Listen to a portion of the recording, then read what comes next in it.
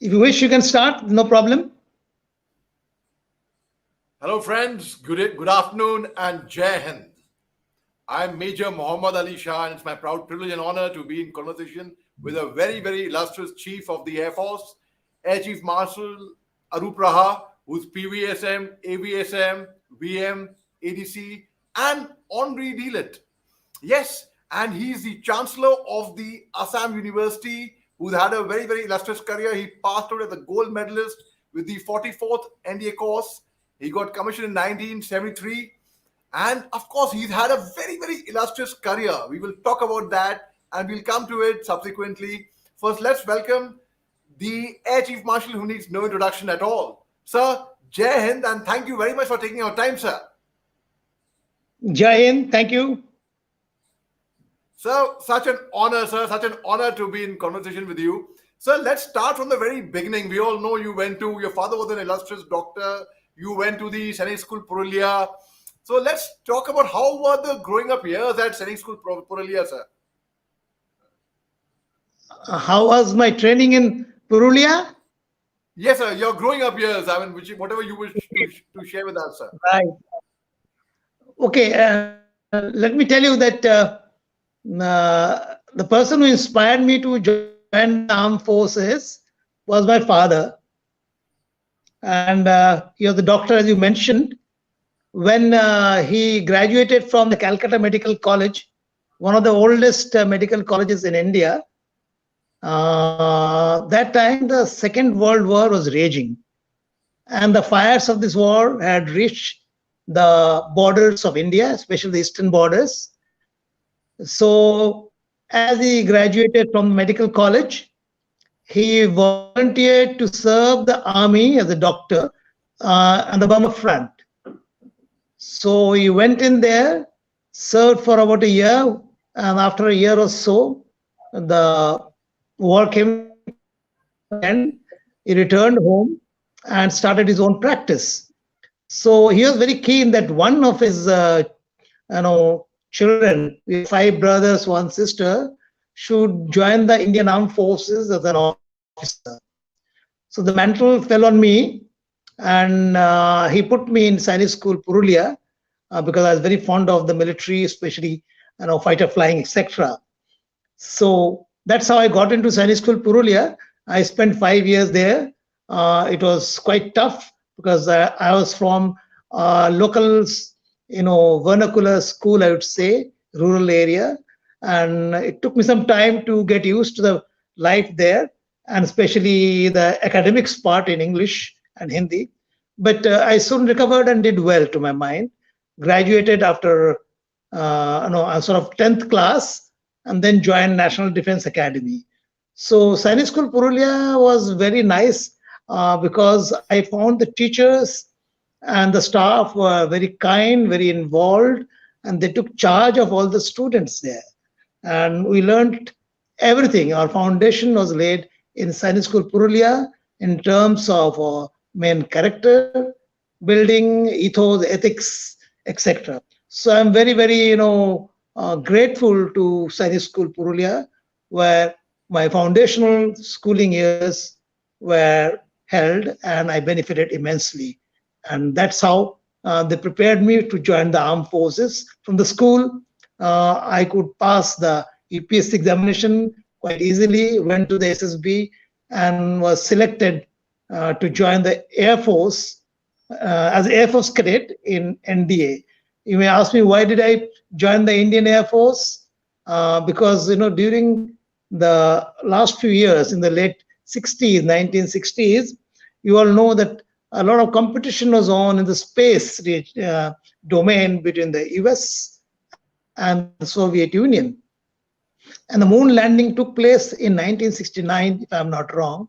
So most of us in the school are very enthused to join the Indian Air Force because I wanted to be a cosmonaut myself, but the opportunity didn't come. Recently, I met Wing Commander Rakesh Sharma, the first astronaut or cosmonaut from India. In Calcutta, I met him recently, just 2 days back, and we are reminiscing about the times then.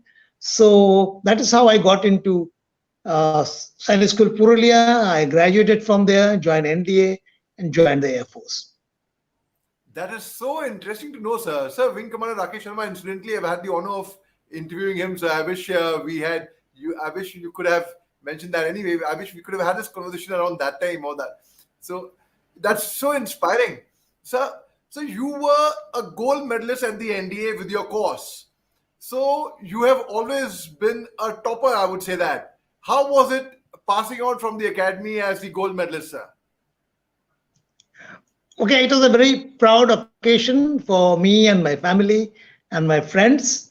Uh, no, life in NDA is very, very tough.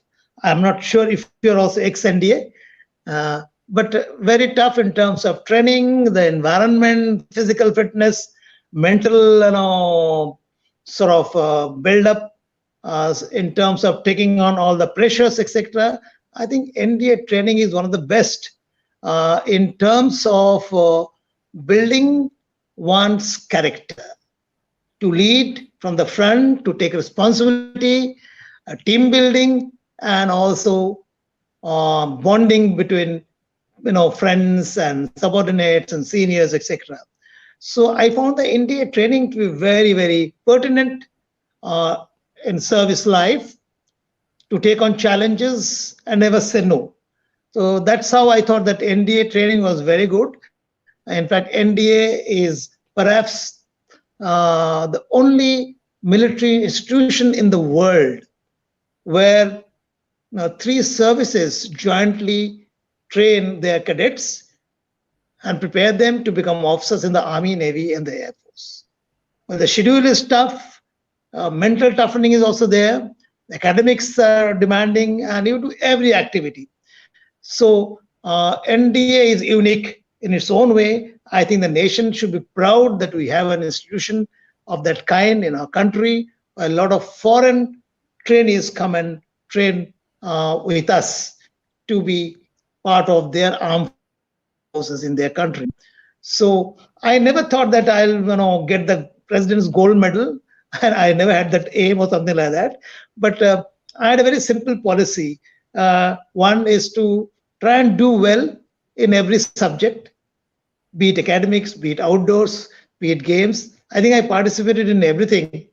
And I was just about average, maybe average plus in most of the activities. But in academics, I was slightly better. And as a result of which, I think I kept on scoring well. And finally, I was awarded the President's Gold Medal for being first in the order of merit, overall merit of all subjects taught there. So it was a very proud occasion for me and my family. Thank you.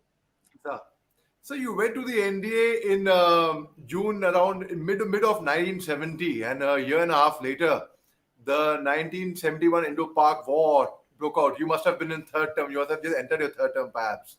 So how was it as a cadet getting to know about the 1971 war? In fact, the Air Force played a very crucial part. In fact, led by Air Marshal Bawa. In fact, in 1971, I had the honor of speaking to him. In fact, he was the one kind enough to give me your lead, sir, for the interview. So how was it, sir? So how was it, sir, when you were a cadet in the NDA? Did you feel the desire that I wish I was there at the front line at this time? Yeah, you are right.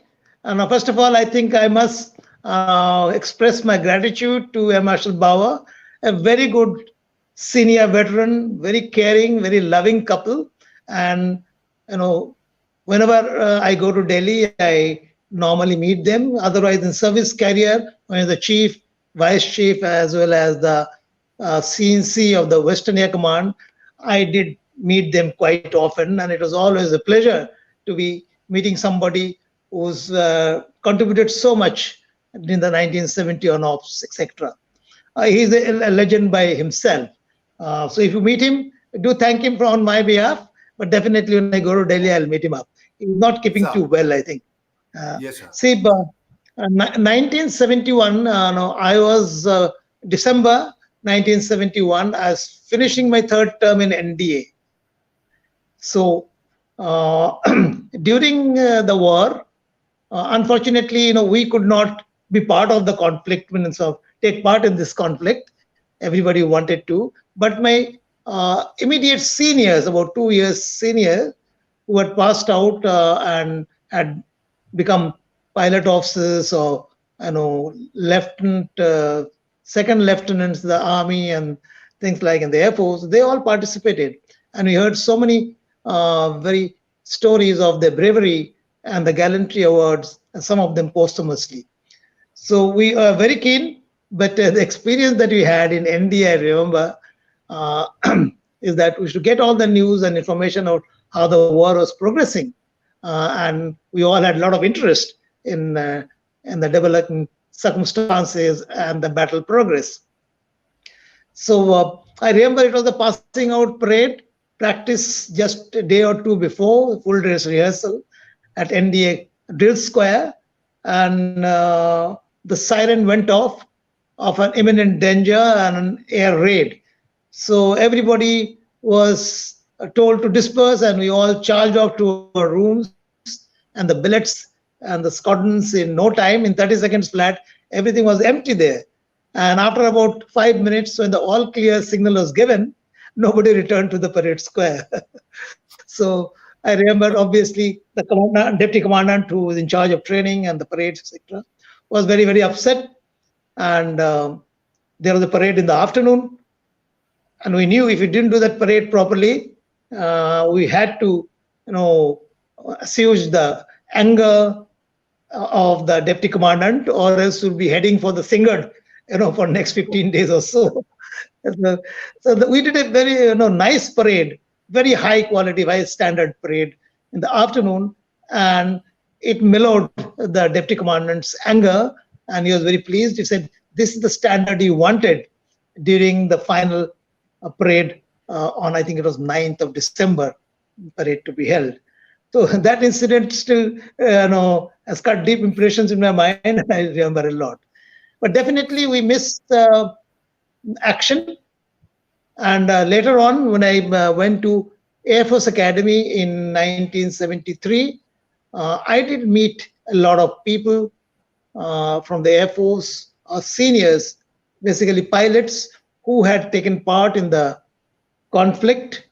Some of them were taken POW because their aircraft were shot up in the enemy territory.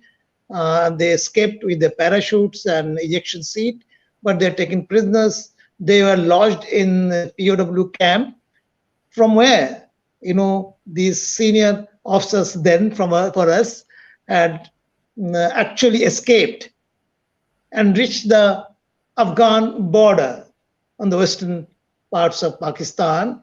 And unfortunately, their identities got revealed there at the border as they're trying to cross over, and they're brought back to the POW camp. So these people got released soon after, because the war had ended and India had a sound victory. And obviously, the stories we came to know from them about the Great Escape and the life in as POW. That is another thing I remember. But definitely, 1971 Ops is one of the most successful military operations post Second World War. A victory within 13 or 14 days of a short, swift conflict, and changing the geostrategic face or geopolitical face of South Asia with the creation of Bangladesh or liberation of Bangladesh. I think India and the Mukti Bahini, the people from Bangladesh, achieved a great strategic success.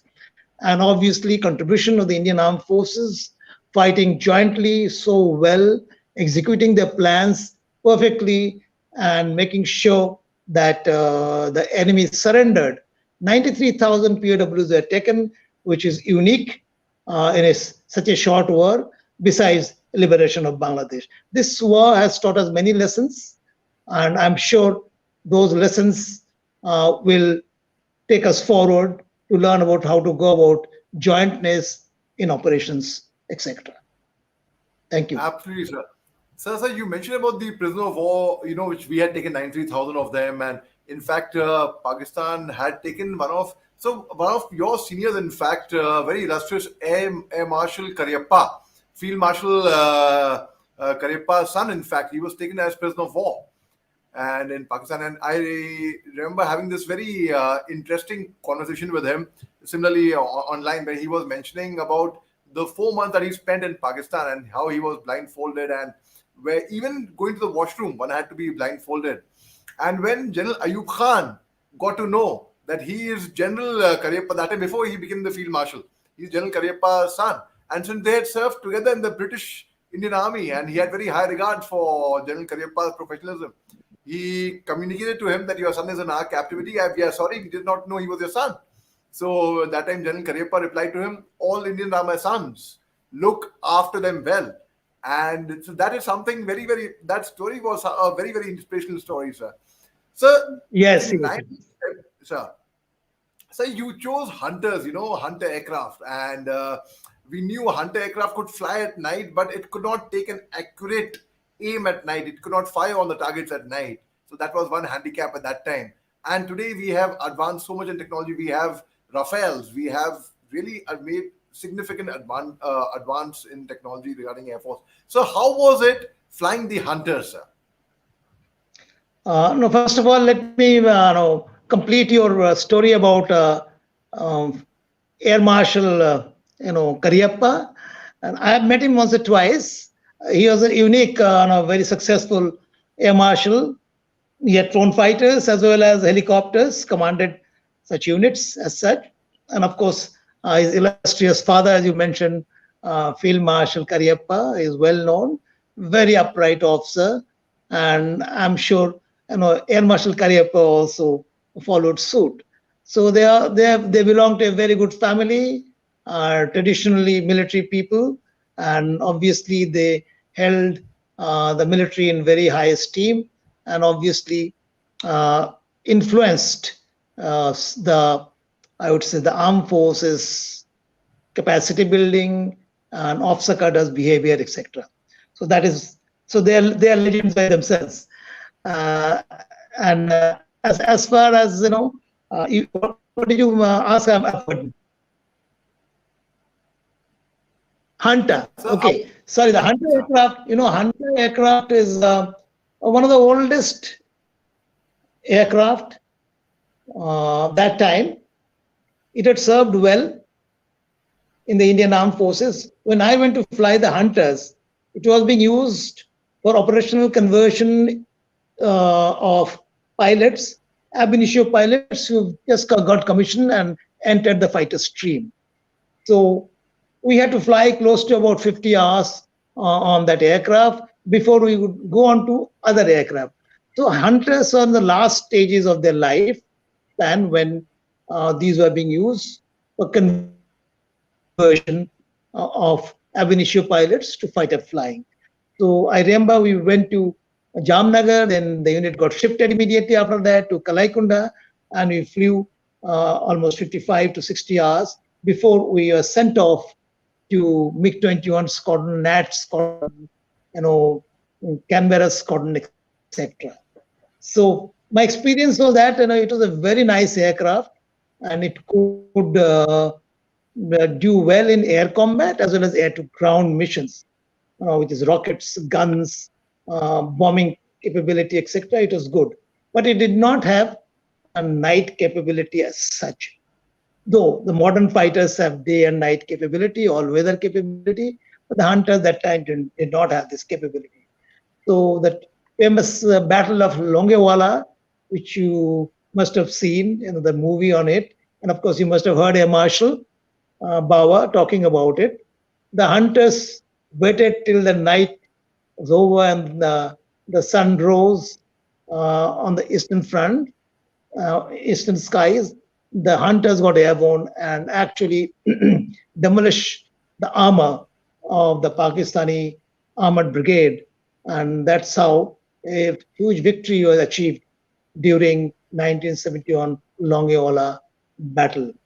So Hunters contributed a lot. Of course, the army also did well, but definitely without this air power, Without the use of the hunters, this battle may not have been won by the Indian forces.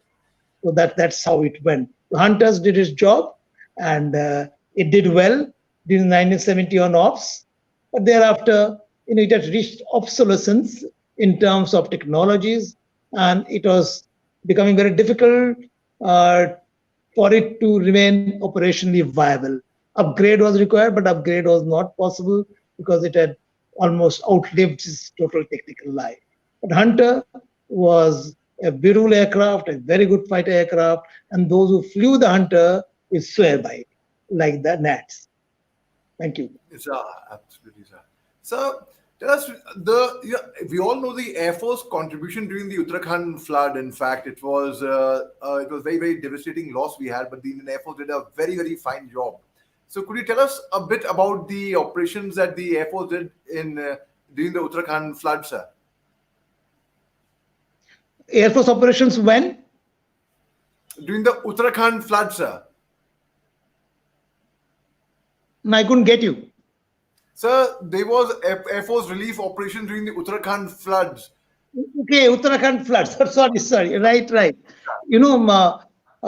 Indian armed forces have been extremely prompt in responding to HADR situations, humanitarian assistance and disaster relief operations, be it man-made disaster or natural disaster, be it in the country or be it abroad. And when the response is required immediately, I think the Indian Air Force has tremendous capacity and capability to respond very quickly. So this Uttarakhand thing happened in 2000, I think 13, if I'm not wrong. Yes, and this floods resulted in washing away of roads, buildings. A lot of people perished during this natural calamity because of torrential rains and you were cloudburst. the vice chief at that time, sir. You took over the chief in December 2013, if I'm not mistaken. You were the vice chief Yeah, at that time, sir. pardon? You were the vice chief at that time because you took over the chief in December 2013, if I'm not mistaken, No, sir. I was in Western Air Command as the AOC in sea. So, Sir. and we had to take care of this aspect, and a lot of helicopters were present in force, and a lot of innovations were made because the weather was not good, and no heavy lift or transport aircraft could land in those ALGs or the small runways that we had in that region, in the foothills or in the Himalayan region, to come to the assistance. The helicopters were based in the ALGs, but they had to be refueled. The refueling was a huge challenge because no supplies would come up because the roads are all broken and disrupted.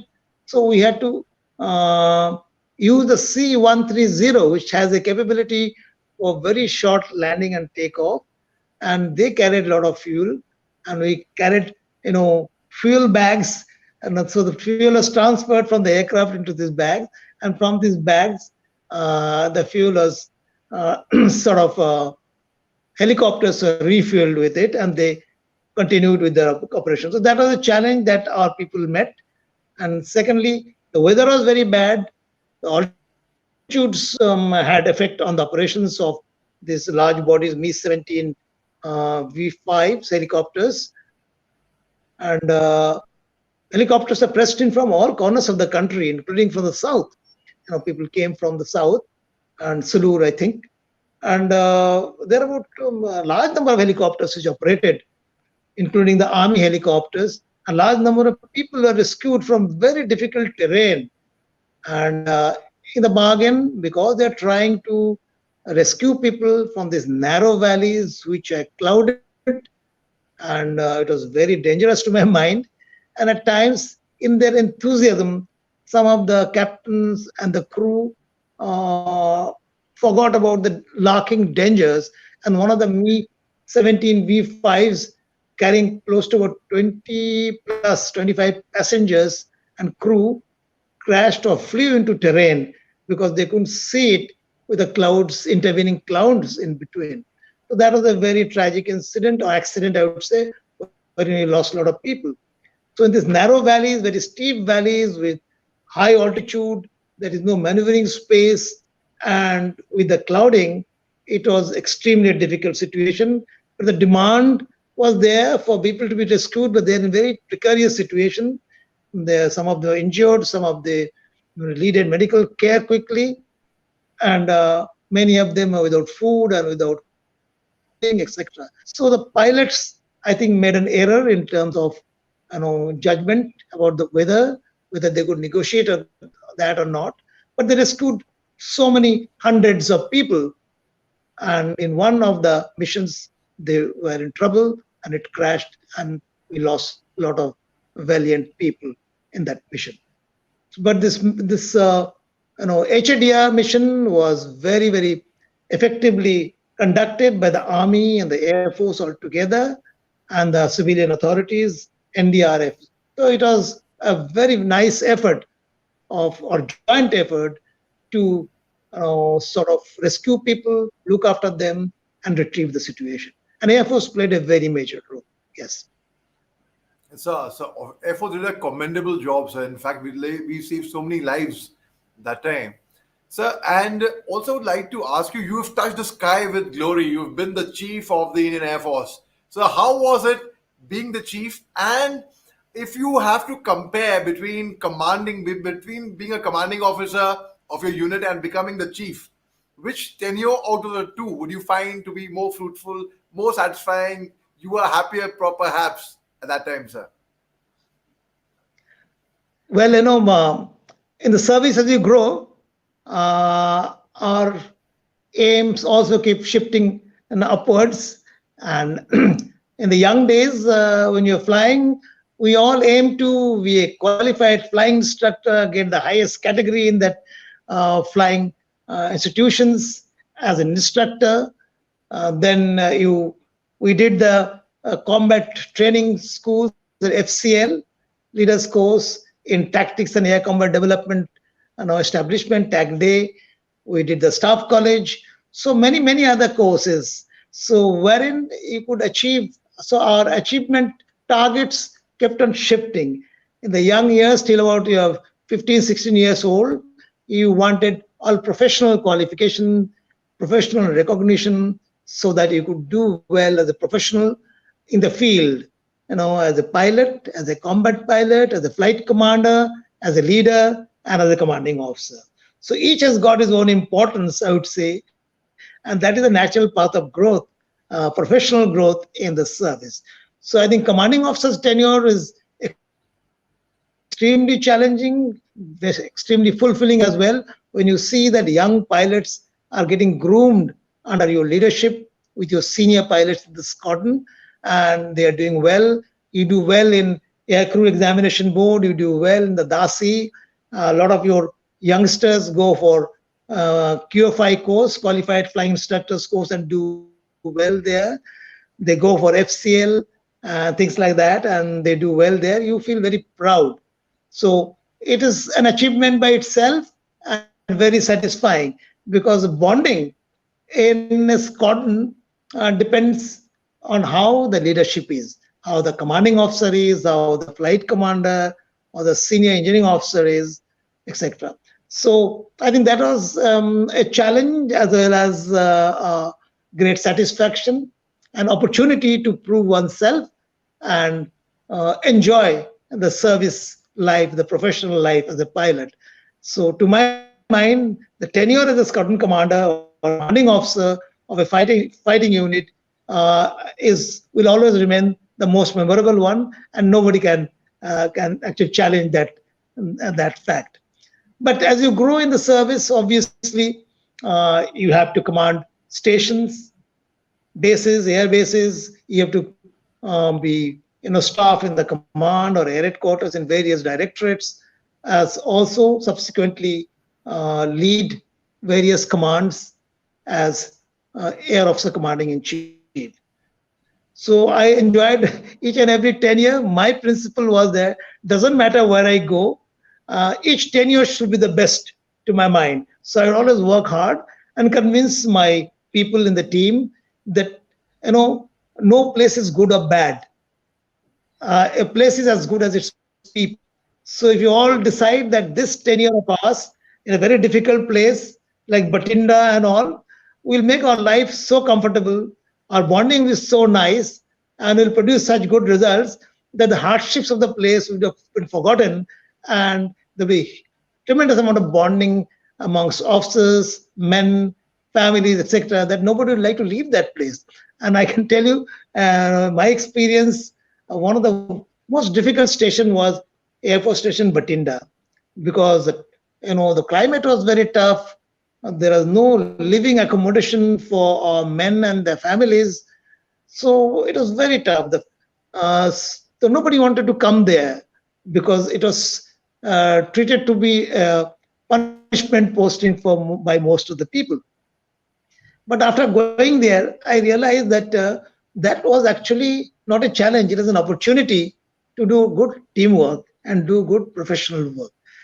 So we concentrated on that, and we found that not having enough accommodation, not having a good environment around, in the outside, or town being very far, the bonding automatically increased among the people within the station. So all the activities, all the social activities, all the cultural activities, professional activities, nobody would say, "Sir, I don't have time and I have to go to the town," or things like that. So everybody really worked very hard, and we made our life very, very comfortable.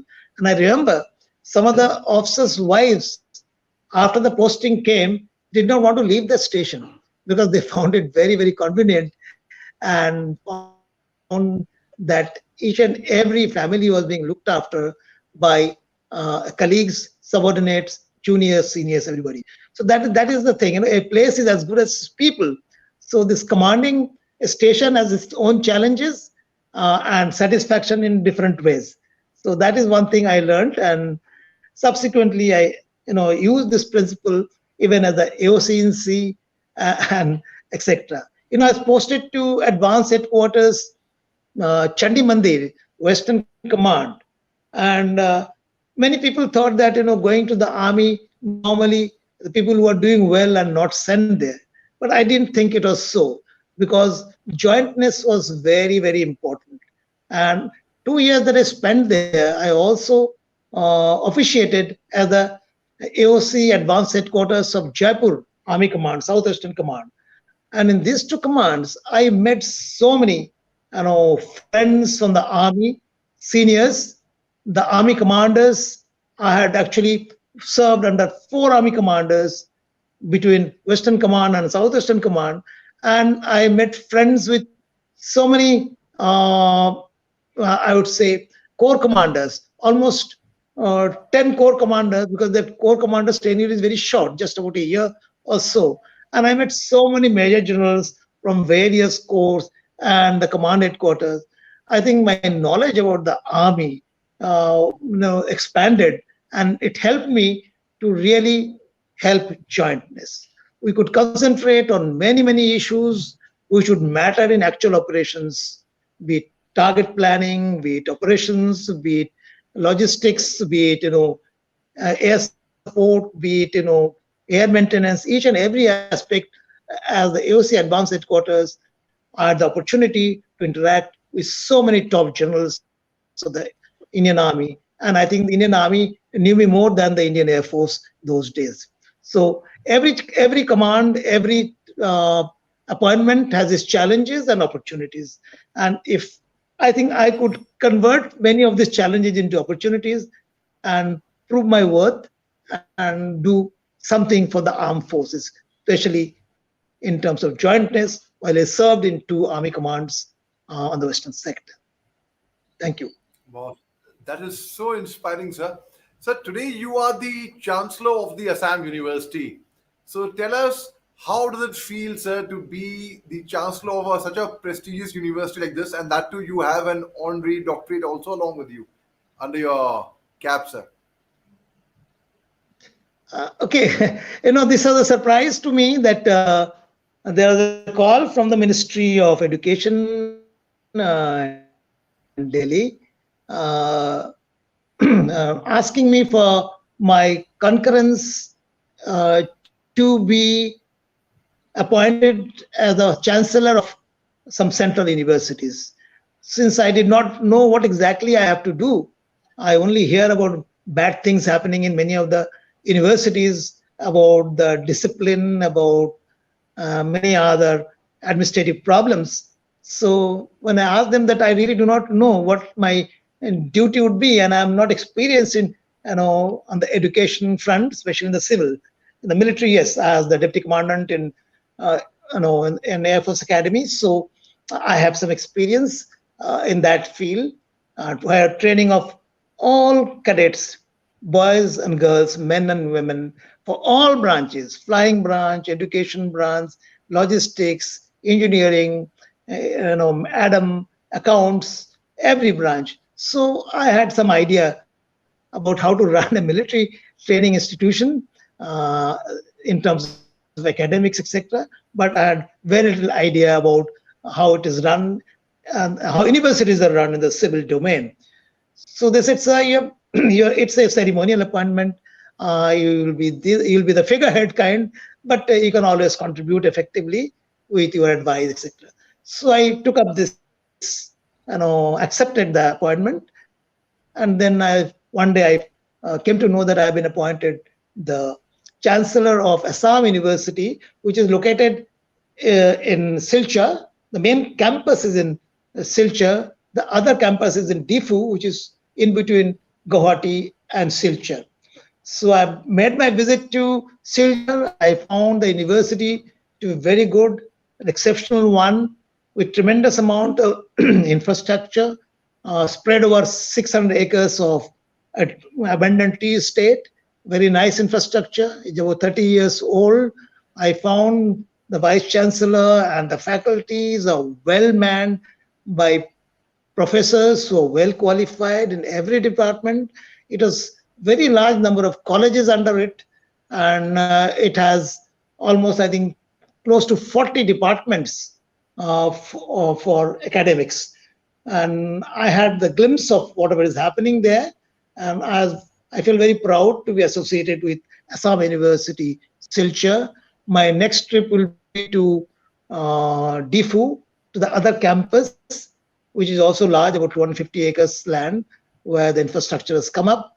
So I will gradually get to know how the university is doing, how it is being run, which are the areas I need to monitor, and maybe I should be able to give them some inputs, some recommendations, some suggestions for improvement in their sphere of, in their domain, in the academics, etc. But I definitely found the people are very, very good. The staffing was good. The professors are very sincere, and the university as of now is doing well. So I'm just starting my new job appointment, and I'm taking strides to quickly get to grips with being a chancellor of a large university. I think the largest university in the northeastern region, and I'm sure I'll have a lot of assistance from the people who are actually running the show there: the vice chancellor, the registrar, the heads of departments, etc. So I'll be going there more often now, so that I get used to whatever is happening and get to monitor and get feedback, comments, and also solve some of the problems through the intervention of the government and the authorities. So I'm looking forward to doing as much as possible for the betterment of the university in terms of achieving its objectives. Thank you. Sir, sir, I've had the honor of visiting both your campus at Silchar as well as Difu. In fact, when I was posted in Nagaland, and I had two tenures there, sir. One as the ADC to the corps commander there, and then with the Assam Rifles. So there was a Rajdhani from Delhi which used to go to Difu, and on the way it used to stop at Dimapur. And so, of course, and you have a solid reputation there, sir. In fact, you're a solid name over there. In fact, many of my friends, their younger siblings or their nephew, nieces are there right now as students. And they talk very, very highly about you, sir. Be it students from Manipur, be it students from Nagaland, everyone from the northeast part of India, They are there, sir. Sir, and before I let you go, sir, one last question for you, which is we spoke about your professional life. It was very, very inspiring. So they say the success of a man is also what he does in personal life, and you are the proud father of a son who is a very successful aviator. In fact, he like the way your father inspired you to join the Air Force. Your son was inspired by you to take up flying, and he's a very successful aviator. Again, your daughter is her TEDx talk is a super hit. It went viral on TEDx platforms, in fact, and of course, she was an illustrious student of the Indian School of Business, Hyderabad, and in fact, so she's doing very. Your children are doing very well, sir. So, do they feel pressurized that oh, they are the former chief's children, so they better live up to that name, or and how is it like? Or you must be very, very proud of them as well, sir. Yeah. Now, first of all, you mentioned about people knowing me in the northeastern region. I think that's because I studied in Sari school, so where we had a lot of people from the north, a lot of people from the northeast, young boys who joined Sani School Purulia. So we had close to 30 boys from Nagaland, some from Manipur, Tripura, etc. So automatically, we have good bonding and we know each other. In fact, Nagaland's chief minister is one of my school type. Nephew Rio, sir, of course. Nephew Rio. Yeah. Rio, Sir, Rio. And obviously, I think that association has been carried forward in the northeastern region as well. And in addition, of course, being in the armed forces, we have people from all corners of the country, including the northeast, and many from Nagaland, Assam, Tripura, Manipur, etc. So obviously, I am sort of known or in touch with many of these people with whom I have worked together as subordinates or as a team in the past. So that is one fact. I think that is very nice about the armed forces. The entire nation gets integrated. You feel one entity, one country. That is very important, one society. And in addition, what you wanted me to speak about is my children. I have a son who and a daughter. Son is elder, and when he did his 12th class, these my children have been there with us almost throughout. Wherever we went, they changed schools, environment, etc., made new friends. But these challenges they took up as opportunities, as I mentioned. And today, I think they are good citizens of the country. They're doing well. After the 12th examination, I asked my son to join the Indian Air Force. Please have water, sir. I had filled up the form for him for joining NDA as an Air Force cadet, and I had asked him to sign up. But he said, Papa, one in the family from the Air Force is enough. So I'll do something else. So I couldn't argue on that issue. So subsequently, he studied in Delhi, Ramjas College. He did his statistics. I think he was very fond of maths, etc. And after graduation from there, he said some of his friends have joined civil airlines as a civil pilot. He would like to be a civil pilot. So civil flying. So I helped him a little in terms of coaching him, whatever I knew from my cadet days in terms of airframe, engine, etc., etc., aerodynamics. And he did well. He passed very quickly, and he went abroad to do his flying within about 3 months' time, which normally he finished his flying and came back and did all his licenses and got into flying. So he's been in civil flying for almost 12, 13 years now, more than that, 15 years. And he is in Air India as a very senior captain. So he's happy, and he is settled in Calcutta. His base is Calcutta. He flies in the northeastern region to Andaman Nicobar, as also sometimes to other parts of the country, though he's getting his clearance to fly abroad as well. So he is quite happy with his job. My daughter, She has been a very good student right from the beginning, and she studied in LSR economics. Then she studied in Delhi School of Economics, did a post graduation.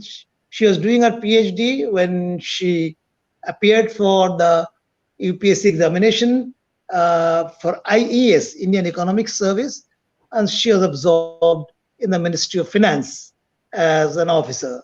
And now, of course, she's done about 9 or 10 years of service, and now she's just been deputed to Education Ministry of the central government, and I think she's enjoying her job. He did a lot of work. She did a lot of work in the rural development ministry, being on deputation there, because she loved to work in rural development, and she went to many places to supervise and audit many of the central government's projects in rural areas. And she continues to be that way, and she's also very happy and is married to a doctor who's now joined some MNCs after doing his graduation as MBA from ISB. So in general, we are a happy family. I have 2 grandchildren from my son's side, extremely naughty, but they take our time and we also enjoy their company. So in general, we are having a good time in Kolkata, where we are based. Daughter is in Delhi, and I get some time to play some golf with my friends and veterans in the Tolly Club or in Port Williams. So I think we are spending quality time after retirement as a veteran. Thank you. Touchwood, sir. That's so heartening to know all this, sir, from you. And sir, it's been a great learning, great experience, and a moment of real pride and honor for me, sir, to be in this conversation with you, sir. Thank you very much for taking your time. And lastly, before I let you go, any last message you would like to throw out in the universe for the youth of our country, for anyone, sir, basically? As I said, our youth, especially human resources, are the most important factor for a country, for people, for an organization, etc. Whatever you do, it is human resources in any organization, any institution, for the country itself, the armed forces, industry. We require to look after our assets. What are these assets or resources? Basically, we have 3 resources for every leader to work on, every team to work on. That is the equipment. For the armed forces, it is weapon systems, radars, missiles, aircraft, tanks, guns, etc. But for civil organization, industry, it means other equipment on which you work to produce results, produce goods, etc. So that is the first thing, first resource. Second resource is that we have infrastructure to house this equipment, to get work out of it, to get results out of it, to produce goods and services. So infrastructure is equally important.